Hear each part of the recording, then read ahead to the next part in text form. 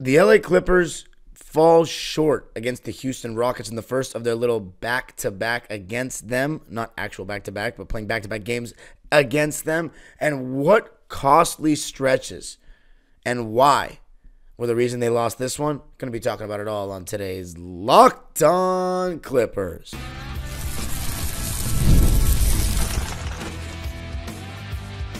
You are Locked On Clippers, your daily Los Angeles Clippers podcast. Part of the Locked On Podcast Network, your team every day.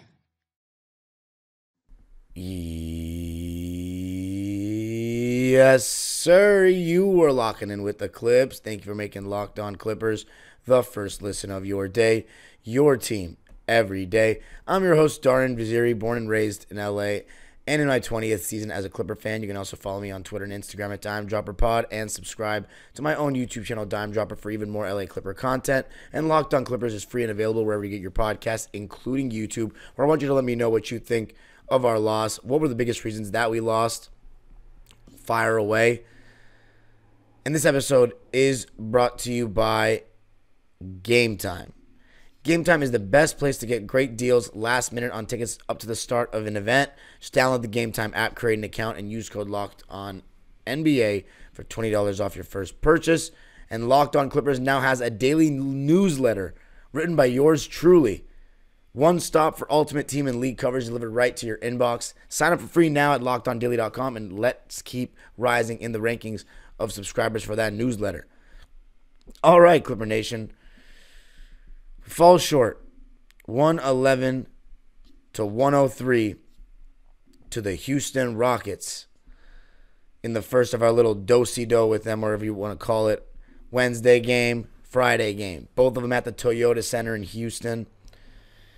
And in my opinion, we had some costly stretches. Just costly stretches. We weren't bad in the game. We saw some good things. There are actually several positives to take from this game. Some that I didn't see coming. But there were costly stretches that made this game a lot harder to win. One of them was a big strategical decision in how much we went small that I'm going to talk about, and then also the change to our starting lineup. But in this game, we started very, very well, and it really begins with James Harden. I made an episode, the last one, talking about how the Clippers have been able to still be over 500 with James Harden struggling shooting the ball so much. In the beginning of this game, he was looking like Houston Harden back in his habitat. Dylan Brooks was guarding him, and he was, obviously trying to get very physical, face guarding him. James Harden, at one point in that first quarter, comes off an off-ball flare screen and pops for three. I cannot remember if I've ever seen him do that. The step back three he had, I believe, on Jalen Green. I think it was a 4-point play. Or it was just a step back three. Was, part of that stretch in the beginning of the game where I was like, okay, maybe Harden's going to have that inevitable big scoring game. But he just seems to slow down the longer he's in. And that end of that first quarter was brutal. He was taking some tough shots, tough step backs from three and from two. Getting blocked at the rim. And defensively, the whole game, just pretty much no effort from me. No effort. I'm sorry, just standing around sometimes, not recovering on possessions. Except for the, he's still going to get the 3 steals. But besides the moments of good hands, that's not enough to excuse the poor defense throughout the game. He still did a good job rebounding. 6 rebounds. But the reason why I'm focusing on Harden is it just felt like he was at the forefront of the positive and negative swings in this game. The main positive swing, besides the last, stretch for us with Bones Highland and Jordan Miller and Kobe Brown, almost like the reserve lineup was that beginning of the game. We went up by as many as 11, and a lot of it was simply James Harden's brilliance.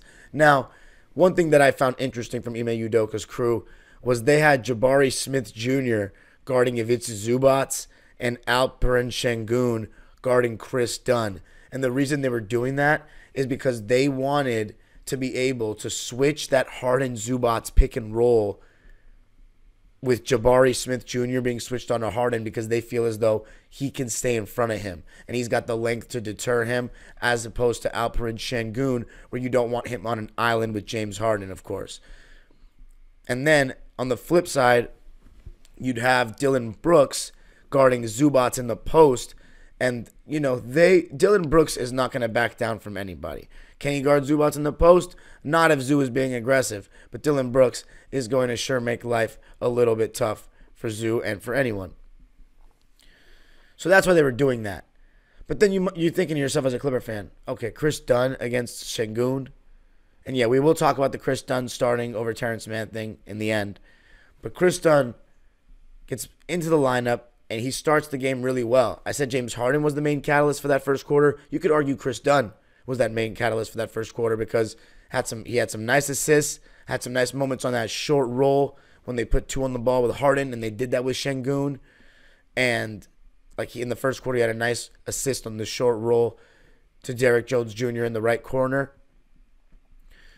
And he had moments of turning defense into offense, turnovers caused by Kris, and then we get out and run. We let them kind of get back in the game towards the end of that first quarter, even though, not to say they were out of the game being down 11, but you know what I mean. Just they made their little run because we were getting a little, loose with the ball, turning it over. And I have to say that it's partially because we go small and it becomes very isolation heavy. I'll talk more about what I mean by that in the next segment. But Kevin Porter Jr., he didn't even play the second half in this game. He played 6 minutes. He had 0 points, 3 fouls, was minus 11 in 6 minutes. Returning home. I don't want to say home, but you know what I mean. I don't really know what to say. I think the offense stagnates with him. But again, a lot of it has to do with small ball, in my opinion, as well. But the main stretch that cost us the game for me was probably the end of that third quarter.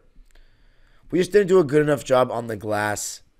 I felt like Houston was more athletic than us, faster than us, younger than us. And they are. They are. And unless James Harden and Norman Powell play better than this, even if it's a Zoo. I mean, none of the best 3 players on the Clippers are what's been our big 3 this season, so to speak, with Zoo, Norman, Harden, necessarily had a good game. Harden didn't even have a double-double.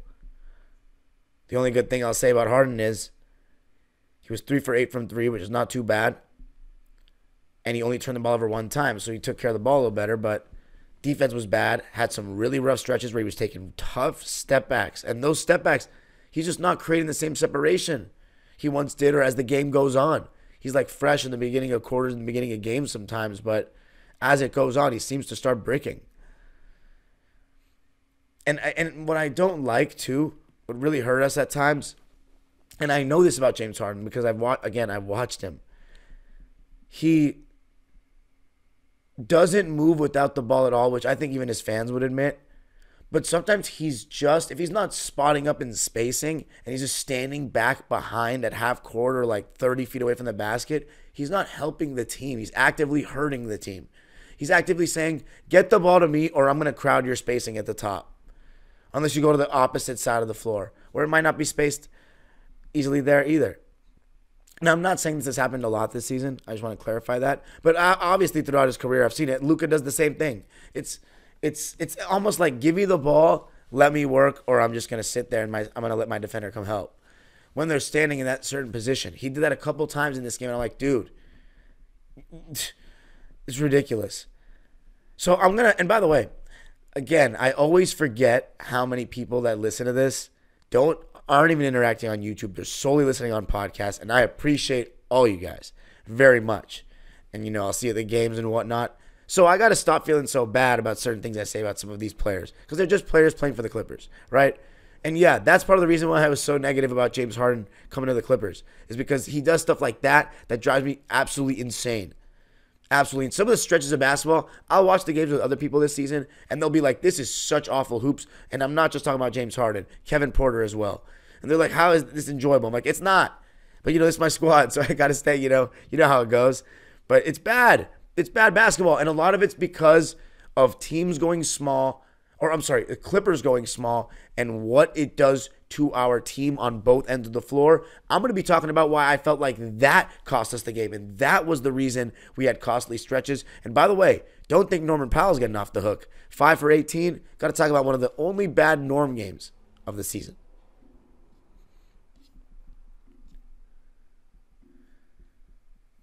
I got to tell you a little something about Game Time. Game Time is the best place to get great deals last minute on tickets all the way up to the start of an event. Game Time has a new feature called Game Time Picks that makes getting tickets to see your favorite teams play live even easier. And Game Time Picks filters out the fluff to show you only incredible deals on great seats, so you don't have to waste time searching through thousands of tickets. I used Game Time for Game 1 of the NLCS for the world champion Los Angeles Dodgers, and it was actually a pretty good deal.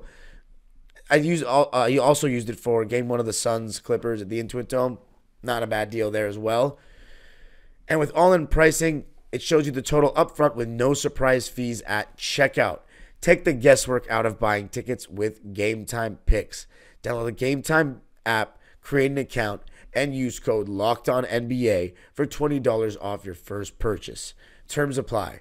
Again, create an account and redeem code LOCKEDONNBA for $20 off. Download Game Time today. What time is it? Game time.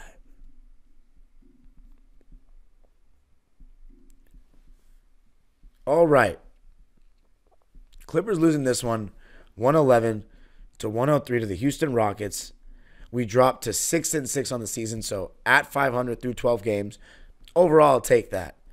But if you want to look at it simply, the Clippers are not going to win games against good teams when James Harden, Ivica Zubac, and Norman Powell don't play well. I think James Harden was the best of those three. Because even though I was grilling him a little bit in that last segment, he still had some solid moments. But defensively, I can't stress enough how bad it was, and it's become the last couple of games. Norman Powell, though, they were top blocking him. And I said they were going to start doing that because it's going to be on the scouting report. Do not let Norman Powell curl to his left and play it normally like you would with anyone, which is being between the ball and being between your man and the basket. If teams are going to top block him, he's got to try to look for that back cut. It just depends on how well spaced we are on the weak side of the floor. So hopefully the help defender is far away to try to get an interception there when Harden probably threads that needle on that back cut. But, it's going to take some time for Norm to counter that because teams are going to start top blocking him, I bet you. And when they switch so much, that negates the advantage that he gets coming off those screens. So let's talk about how that happens. For whatever reason, Ty Lue really wanted to go small this game. The Houston Rockets are a better defensive team than we are right now in terms of defensive rating.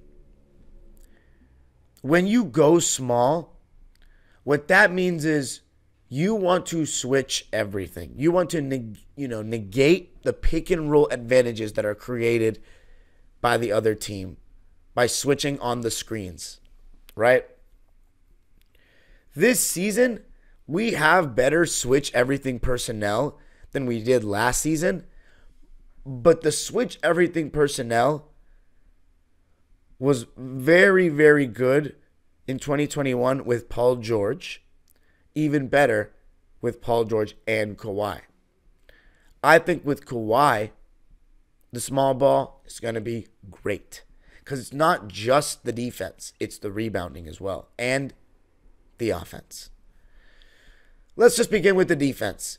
Do we have switch everything personnel to stay in front right now? I think we have pretty good close to switch everything personnel to stay in front right now, but Norman Powell's been a little better this season. He's still not incredible, but he's been better this season. James Harden, we have to overcompensate for him a lot sometimes defensively. So it's a little harder with Harden. these days. But I think when Harden locks in, and he will lock in at times in games, we'll be okay with that switch everything personnel. But I'm more concerned about our offense. If you look at the game, we shot 40% from the field. We did shoot 37% from three, which is not too bad. But we held them to 43% from the field. They shot slightly better from three, 37.5%, but only made one more. And they only had one more free throw attempt.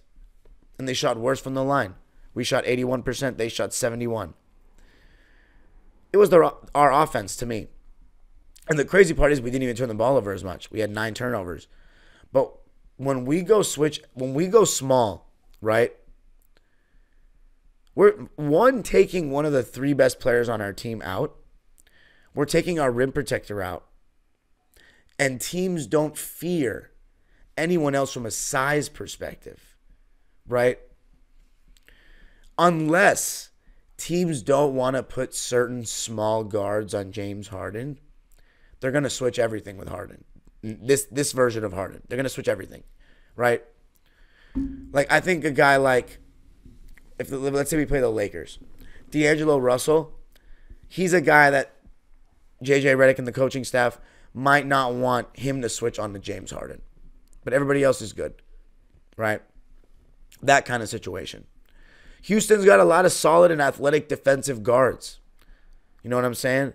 So, for the most part, they were pretty okay with the KPJ Harden, ISO. They were switching everything on those off-ball screens with Norm because they can. There's no Zubats to take advantage of a small matchup. And we have trouble scoring because then it just becomes James Harden, KPJ. Let's try to see you create. And it becomes nasty hoops. I think Ty Lue went too small. Zubats only played 27 minutes. There were some moments where we're going small with Şengün out there. So then Şengün gets the ball, and then we double, and now they have open threes. I just think that we didn't play Kai Jones 1 minute. The offense really stagnates because teams they can switch everything on us. That's the problem.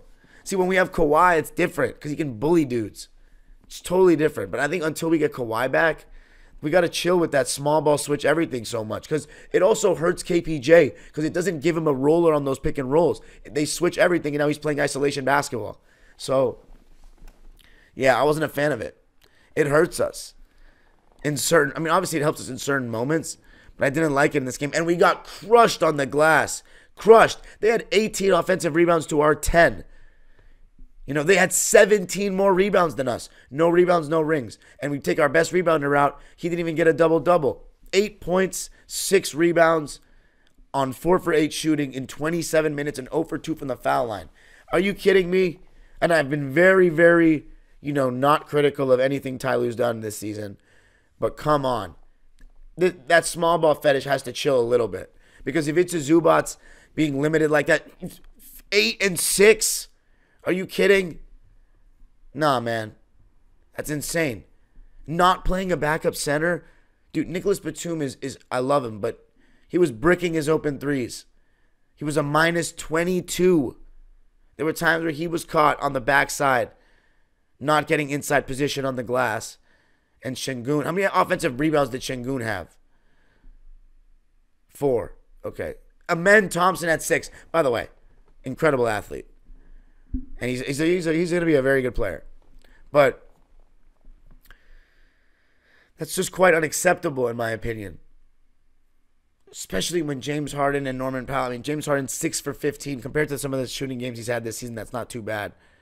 But yeah, that's 8 and 6 for Zoo. Nicholas Batum 3 points on 1 for 4 shooting, and all his shots were threes in 14 minutes. He doesn't cut either off the ball anymore. It's like he's afraid to go to the rim. There was one time where it was James Harden was begging at the top of the key. Everybody, the defense had all pushed out. There was a backdoor cut waiting to happen. Terance Mann would have made that cut. And I'll talk about Terance Mann in the next segment. But yeah, James Harden had 19 points, 6 rebounds, 7 assists, 3 steals, 1 turnover only on 6 for 15 shooting, 3 for 8 from 3, and 4 of 5 from the foul line in 31 minutes. But there was Our transition defense was horrific in that stretch in the third quarter where the Rockets went up by like 14. Just absolutely horrific. And partially it's because even though we've gone more athletic, even though we've gotten younger, we are not the Houston Rockets with Amen Thompson and Tari Eason just like running down the floor like that. Jalen Green. They're a different level of youth and athleticism. Now, am I saying that they're better than the Clippers? No. But without Kawhi, they probably are. They probably have they just have a lot of guys. They're very deep. They've built up this young talent. But that doesn't mean we can't win on Friday. Because we just had Zubats, Norm, and Harden not play well. The question is the Norm, how sustainable is the Norm stuff? He was 5 for 18 in this game because they top blocked him and had switch everything personnel. And, as I said, he's not the best self-creator, but he also just missed some shots that he's been making this season. Simple as that. 13 points, 5 rebounds, 3 assists, 1 steal on 3, and also 3 turnovers on 5 for 18 shooting, 2 for 6 from 3, and 1 of 1 from the foul line. So not a very good game, but he's entitled to, one off shooting game the way he's been playing. Coming up, though, going to be talking about the change. Kris Dunn in the starting lineup instead of Terance Mann. And what did that also do from Terance Mann? And how about that unit at the end of the game? Getting the Clippers back in the game after they looked like it was dead and buried. Going to be talking about that. Coming up. I got to tell you a little something about FanDuel. Get ready to tackle the NFL action with FanDuel, America's #1 sportsbook. Because right now, new customers can bet $5 and get $150 in bonus bets if you win. The FanDuel Sportsbook app gives you everything you need to place live bets on the NFL all in one place. So when you get a hunch in the middle of the game, you can check out the latest stats, view live play-by-play, and so much more on the same page where you place your bets. Just visit FanDuel.com to join today. As far as NFL odds for the weekend, we have the Rams playing against the Patriots. Rams are -4.5. As for the Chargers, I don't see them right now. They might have a bye. Ravens -3 at the Steelers. The 49ers are -6.5 at home against the Seattle Seahawks. No, I'm sorry. The Chargers are playing against the Bengals. The Chargers are -1.5. That game is at SoFi Stadium. And where do you go to do this? Well, none other than FanDuel.com. You'll get started with $150 in bonus bets if you win your first $5 bet.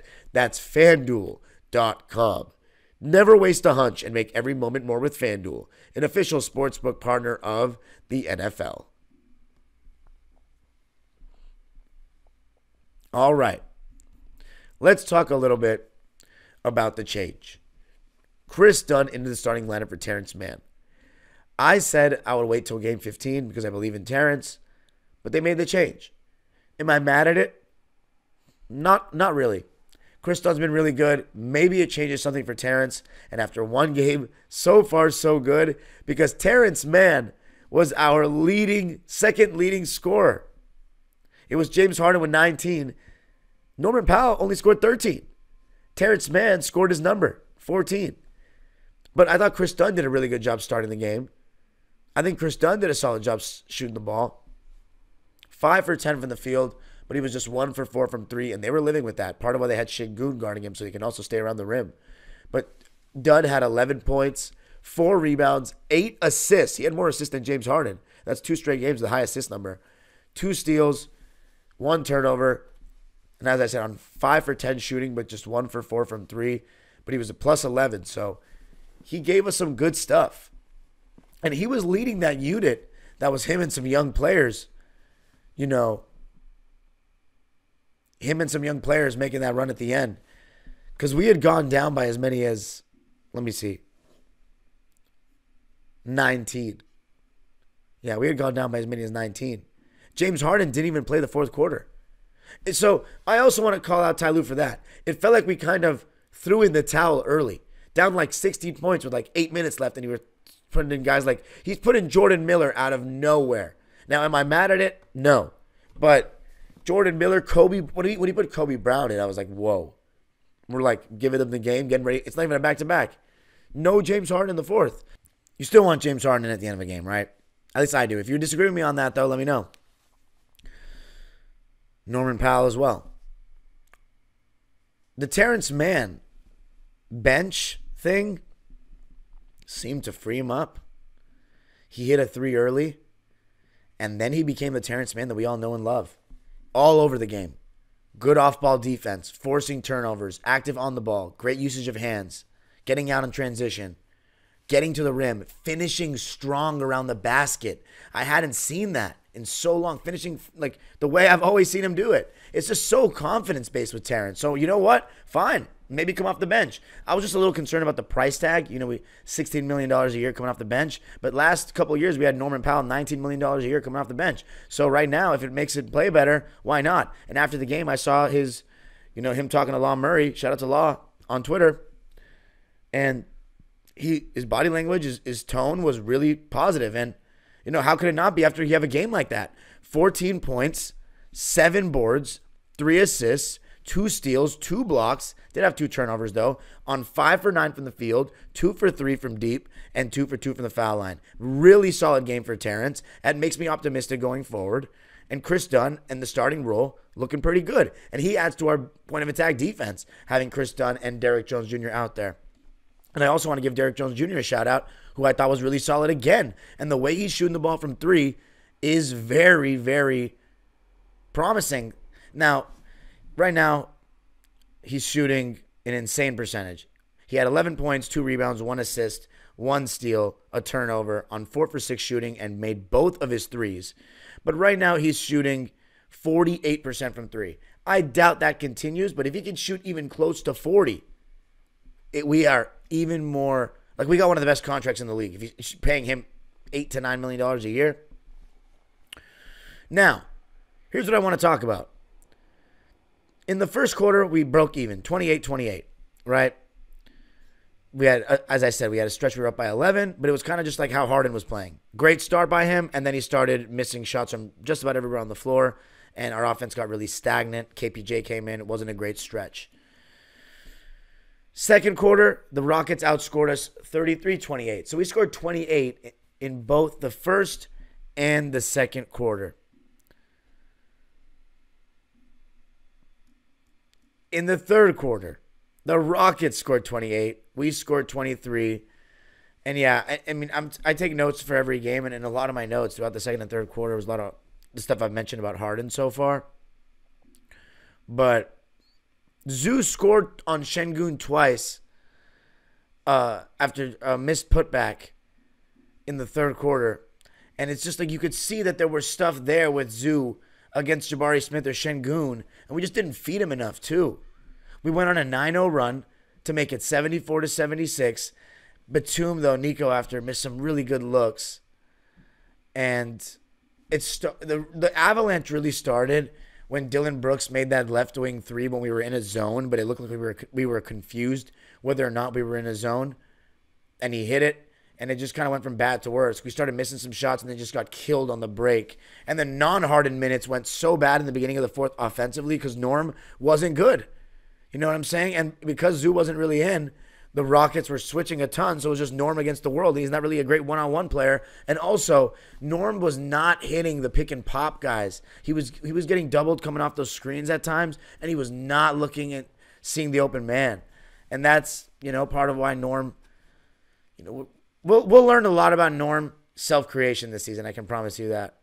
But that's part of the reason why I've said some of the things I've said in the past about him in terms of self-creation. Off the catch, he's incredible. Now, we actually got back in the game with the unit that was Kris Dunn, Terance Mann, Kobe Brown, Jordan Miller, and I believe Amir Coffey, but I'll double check. That unit gave us a lot of energy, and it was really sparked by Kris Dunn and Terance Mann, starting things on defense, pushing defense to offense early. I mean, we were down 79-95 we were down 79-98 with 9.5 left in the game, and we got it all the way down to a 4-point game at 103-107. Thought Kobe Brown was pretty active when he came in the game, had a nice little tip. But Terance knocking down another three. Then Jordan Miller gets minutes and produces. Makes all the fans that have been calling for him to get more minutes, or get minutes, period, look right. Knocks down a three. Gets to the free throw line, which we've seen him do so much of in Summer League and in the preseason. I mean, it was looking really good. And then there was an interesting decision made by Ty Lue. He took out Kris Dunn after the Rockets called a timeout on a Terance three when it was 91-102 and all the momentum was going our way. Took out Kris Dunn and put in Bones Highland. We still created some good it was Amir Coffey, by the way. We still created who I didn't think was very good offensively in this game. 2 for 8 from the field and 1 for 3 from deep. 7 points, 2 boards. Made both his free throws. As I said with Amir Coffey, he can be inconsistent offensively. Defensively, he was fine. As I said, I don't think I was too mad about our team's defense. I just think we went small, and that hurt us on the glass. We shot 96 times. They shot 97 times. So they only shot one more shot than us. So they turned the ball over 4 more times. But it's crazy because they got 18 offensive rebounds and had 17 more rebounds than us. And they only got 1 more shot off. Interesting. But Jordan Miller was good. 8 points, 3 rebounds, 1 assist on 3 for 8 shooting. Bones Highland, I'm not even saying Bones Highland was bad. He was 1 for 4, though, but he was a +3 in his minutes, had 5 points and a rebound, and got in the paint. But should we have kept Kris Dunn in? Let me know in the comments. I liked what I saw, though. It makes me think maybe Jordan Miller's actually going to get an opportunity in rotation minutes in the next game. But let's see. If we look at Jordan Miller right now, remember, he's on a 2-way contract, so he can only play 50 games. He's played 3. He's got 47 more. So he's got to be mindful, I think, using him when we actually are going to use him. Putting him in the fourth quarter, that was very random. But Clippers lost at 103-111. Am I mad about the loss? Not too much. It is what it is. Houston's a pretty solid team. Would I be mad if we lost both? A little bit. We got to get one of these. Let's see. Who did I forget? Did I forget anyone? No, I think I told everyone's stats. Kobe Brown, 4 points, 5 boards, and assist on 2 for 5 shooting, on 0 for 2 from 3. So my morals of the story, James Harden really stagnating the offense at times. Not moving without the ball hurts when people are trying to work as well. And I really don't think that every single time down the floor when he's in, we got to run through James. I think most of the time we should. But we still got to feed Zoo and Norm and initiate through them when Harden's not hitting or getting tired. And then we didn't feed Zoo enough. We went small way too much, and that hurt us on the glass. That hurt us defensively because when guys are getting beat, we have no rim protection, and it hurt us the most offensively because teams are making us play more isolation basketball, and we don't have that many self-creators. And the starting lineup change was good. Terance Mann looked a lot better. Kris Dunn looked great as a starter, and Jordan Miller might be getting more minutes. So we'll see how it goes on Friday. By the way, I want to apologize for the lateness of the episode. I had to conduct 2 different tryouts yesterday, so I was so tired when I came home. I didn't end up finishing the game till midnight, or actually 2 in the morning. So I would have been up till 4 a.m. if I had done it. So I'm sorry. I will be better. I will do better. I really apologize. I just figured since it's not a back-to-back, it won't be the worst thing in the world. But I am super sorry. Remember to subscribe to the Locked On Clippers newsletter, lockedondaily.com for that. And you can follow me on Twitter and Instagram at DimeDropperPod, and subscribe to my YouTube channel, Dime Dropper, for even more. And, of course, subscribe to Locked On Clippers. The age-old proverb continues, go Clippers.